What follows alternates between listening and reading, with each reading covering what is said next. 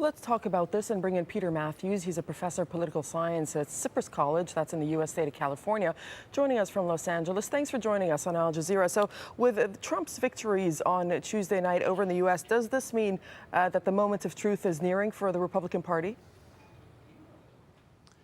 Not entirely. I mean, certainly they're in that direction because Trump has got the most delegates and he needs to win 50% plus one in order to win the nomination at the convention.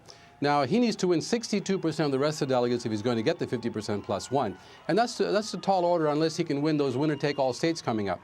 He's doing quite well right now. He did win, after all. He won the key state of Florida, where he got all those delegates. He can certainly win them. There's a chance that he can win them still and take the nomination, but there's also a chance it could be a brokered convention where the party leaders will then wheel and deal with the other delegates from other candidates and then maybe put together another candidate, or Trump himself, or someone else like Casey. Well, that's what I wanted to ask you, actually. So if there is a brokered convention on the Republican side, then would it go back to the old ways where the parties do things that there were no primaries and the parties decide by themselves who the nominee would be? Yes, it would, and it would be the internal leadership that would decide that primarily, and the wheeling and dealing will turn off a lot of Republican voters, especially Trump supporters, who are people from the outside. Trump brought in a whole lot of new people from the outside, angry voters, dissatisfied with the system, anti-establishment, saying they didn't have the job, their jobs had gone overseas. And so this is the discontent that both sides are feeling. That's why Bernie Sanders has been able to do so well for so long.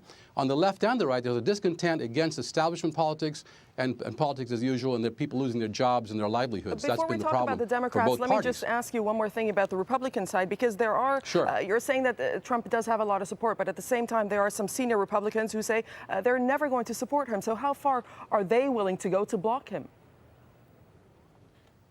I think they're going to go as far as they can because they really don't want to have Trump. They feel that if Trump wins the nomination, the Republican Party becomes a whole new party or it will disintegrate overall.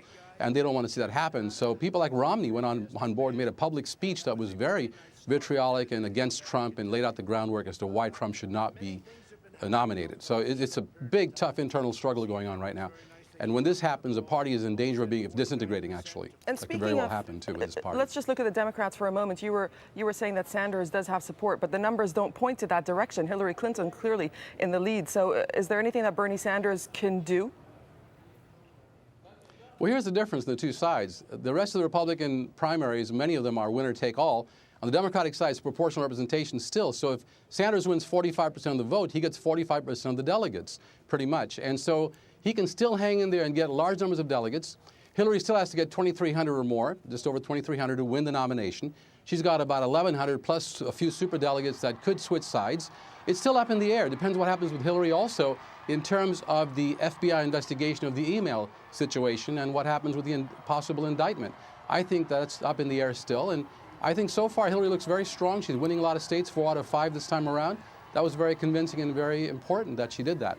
It gives her a big boost. But Sanders is not out of it yet. I would not write him off because he has always pledged to go all the way till the end and push his issues of social justice, fairness, income inequality, and how to fix those things that are very dear to American voters, especially the working people. All right, Peter Mathews, we thank you for joining us from Los Angeles.